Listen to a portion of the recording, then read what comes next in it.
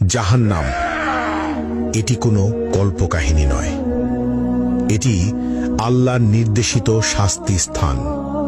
এর আগুন পৃথিবীর আগুনের চেয়ে ৭০ গুণ বেশি উত্তপ্ত। এখানে কোনো শান্তি নেই, কোনো মুক্তি নেই, শুধু চিরস্থায়ী যন্ত্রণা।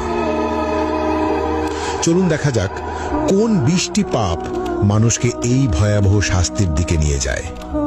প্রথম, মা বাবার অবাধ্যতা। পাপ অভিভাবকের প্রতি অবমাননা বা তাদের কথা না মানা। শাস্তি আগুনের চাবুক এবং গলিত সীসা দ্বারা তীব্র যন্ত্রণা, প্রতিটি আঘাত মস্তিষ্ক পর্যন্ত অনুভূত হবে। দ্বিতীয়, কৃপণতা। পাপ আল্লাহর পথে খরচ না করা, দান সদকায় এড়ানো। শাস্তি গলিত ধাতু পান করতে হবে, যা পেটের ভিতর